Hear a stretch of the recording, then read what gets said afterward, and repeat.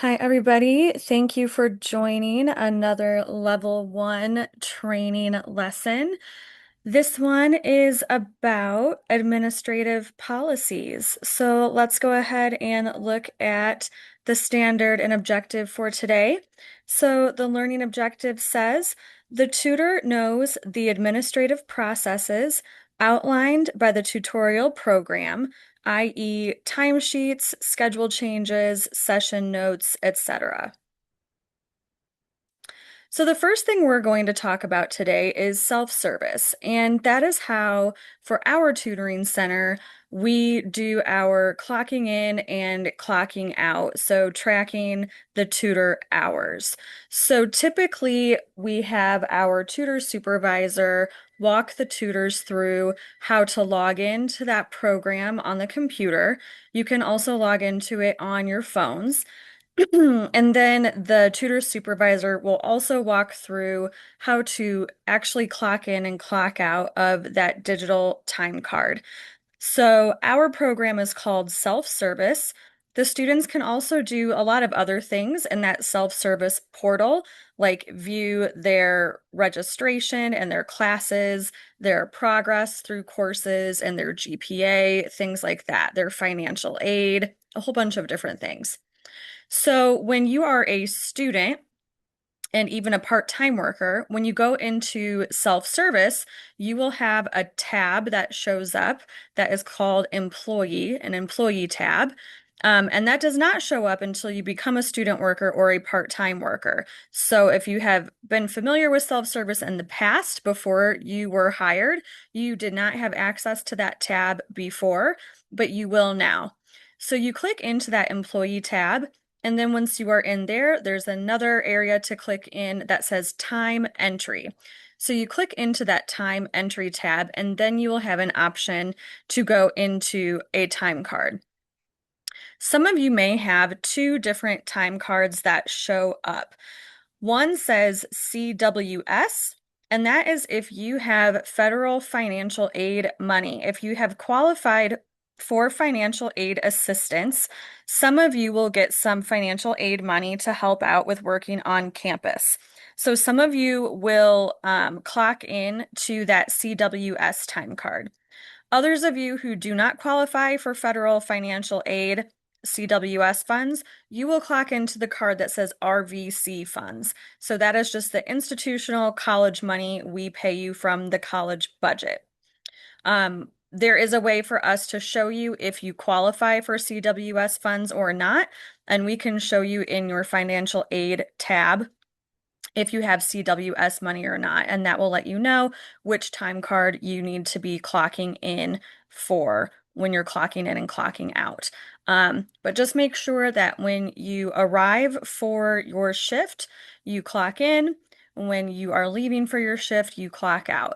You are able to edit your time in this program. So if you forget to clock in or clock out, you can go back later and change your time and edit it, and then just leave a note for why you were editing your time after the fact. We also have an attendance policy. So you have a handout that goes through our attendance policy in your onboarding packet that we gave you at the very beginning of the training today. So I'm going to pull up a version of that handout here on my screen for our attendance policy. So here at the top, we have our expectations for you canceling coming into a shift if you need to call off. So if you are canceling a session and canceling your shift, if you know ahead of time that you are going to need to cancel. So for example, if your family is taking a vacation or if you have a doctor's appointment that you are unable to make for a different time when you're not working, these requests need to be submitted to us 7 days prior to your cancellation. And then you also need to work on finding a sub if you have if you already have appointments for that day and we cannot reschedule them with another tutor, then you need to work on finding a sub. And the process there is detailed in our handout. It also talks about what to do in the event of sickness or an emergency. Obviously, you will not know 7 days ahead of time if you are going to be ill or if an emergency comes up. But we do also define what an emergency is. And we also talk about how if you fail to plan ahead for a situation that's avoidable or another obligation that is not an emergency, that does not constitute an emergency. And that is not a situation where you should be calling off. So things like not planning for your own homework or studying for a test or a study group meeting, those things are not emergencies. You have control over that and you should be planning around it. So if you do need support with time management, you can reach out to us and we can give you some resources for that. Then it details the process for finding a sub.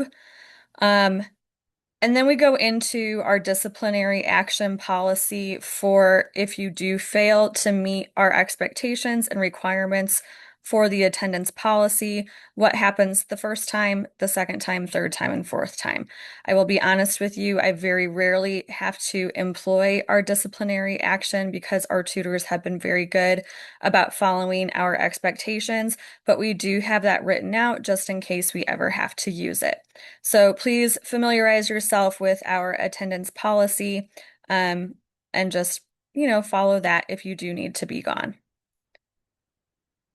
Okay, now we are getting into our Canvas course. So we have a Canvas course set up just for the tutoring center, for the employees. And we use this for a few different purposes.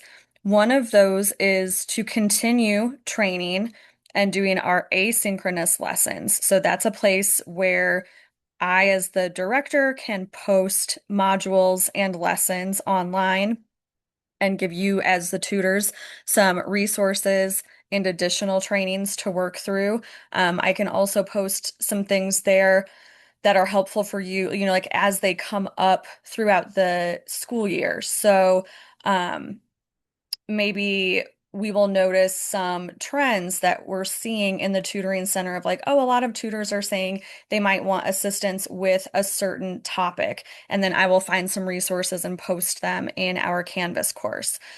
We also post announcements in the Canvas course. And so that might be things like, hey, campus is going to be closed on Friday for a holiday. You don't have to come to work, so please don't show up. No one is going to be here. Or there's a weather-related closing, things like that. So it's very important that you are a part of the Canvas course, that you are added to it. So I will add everyone who is new to that Canvas course. You need to accept the invitation to be a part of the course. And then you need to make sure that your notifications are turned on. So during our in-person training, what we do is we have everyone practice logging in to Canvas. We call it Eagle at Rock Valley College. So everyone should practice logging in. You can do that on your computer. There is also an app where you can do it on your phone. And you should be added to the course Tutoring is Good or Tutoring is Awesome. And if you have not, please let somebody know. And then we watch together a little video on how exactly to turn on your notifications and make sure that you're getting them in your email. So if you don't have them turned on, you need to make sure that your notifications are turned on. Otherwise, you won't know when we post announcements. So like when I post an announcement, if your notifications are turned on, then you will get an email sent to you saying like, hey, in Tutoring is Good, they posted an announcement saying that they're closed on Friday, blah, blah, blah. Here's whatever.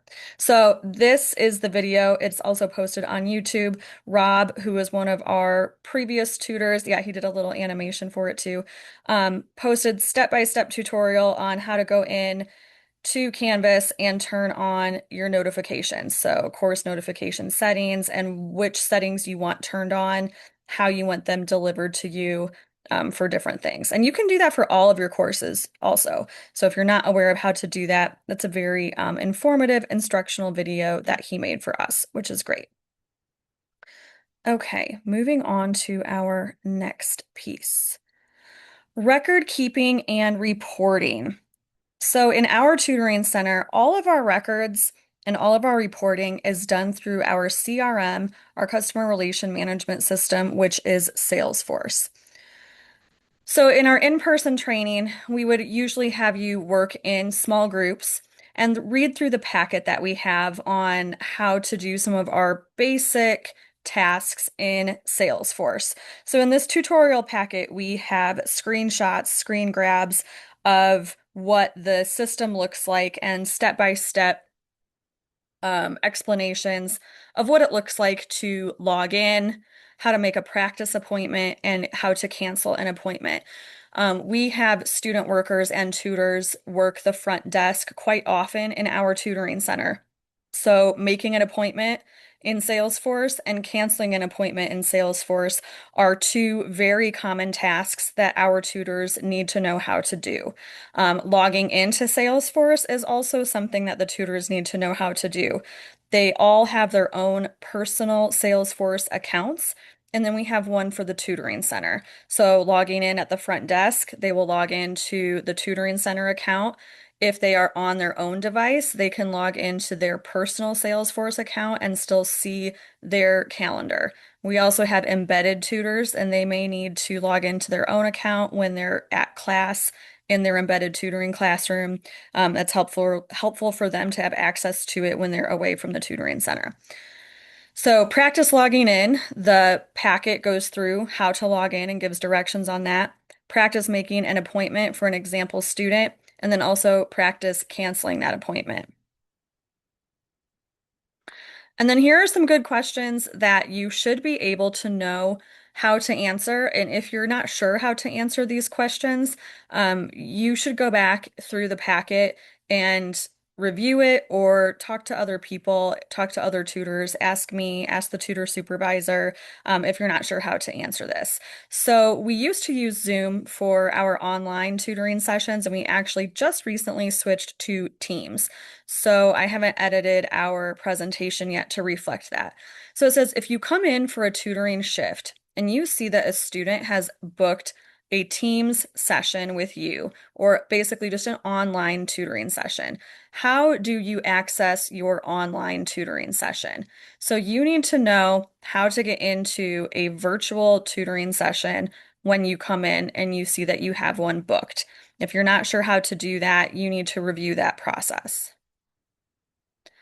If a student calls and they don't know how to access their link to get into their online room for a virtual session, what should you tell them? And again, this is posted in our Canvas course and it's in your um, packet that we have handed out to you. And then this last one, if a student would like to make their own appointment through the online scheduler, how would you direct them? So a lot of times students will call us to make their appointments, but they are able to make their own appointment through their Salesforce portal. So if they have not done that before or they need some assistance, how would you help them with that? And that is all for today. Thank you so much.